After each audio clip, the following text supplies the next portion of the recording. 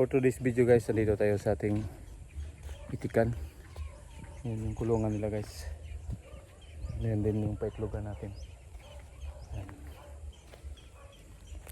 So medyo ano na talaga, medyo tuyo na talaga. So ngayon guys, dito tayo, gumawa tayo ng ngayon lang kanal na tayo para para kung mag-ulan man, isipin na yung natin, tubig exit na doon.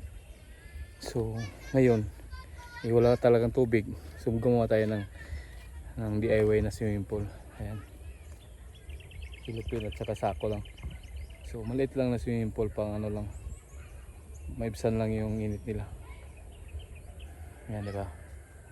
So yan yung DIY natin. Lagyan natin ng tubig yan bukas kasi ngayon hapon na So dito tayo, sunset na. Palubog ngayong araw guys. So dito tayo sa natin. So, yung itik natin pinagala muna natin. So ito pala yung kabuuan ng ating itikan guys. Ayan. So may partition siya. Kasi pag gabi dito ko sila kinukulong. Diyan lang sila para hindi sila makapunta dito kasi pag kapunta kasi sila dito minsan umiitlog. Ayan yung natin kabuuan. Ayan. Hanggang sa may sako yan guys. So medyo malawak to. Ayan sa may mga kahoy-kahoy na yan. Ayan doon yung kanto. Ayan, kanto na yan yung maliit kahoy. Tsaka dyan, kanto din. So ayan. Malaki na to. Magdagdag na lang tayo ng ating mga laga. Ayan yung partition natin. Mababa lang, pang lang talaga, para hindi sila makatawid sa kabila. Dito naman sila tumatambay. Ito yung pakainan natin. Ito yung tubigan natin. Ayan. Diyan natin sila pinapaitlog. Ayan. Ayan. So doon lagyan pa natin ng ipayan para mas maganda yung tambayan nila.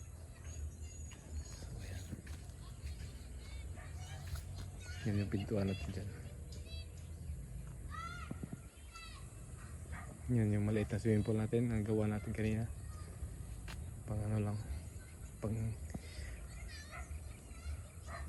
temporary lang yan. Kasi wala na talagang tubig dito. Ayan yung lalagyan natin, nakakako tayo ng tubig. So ayan yung itik natin guys. Zoom in natin.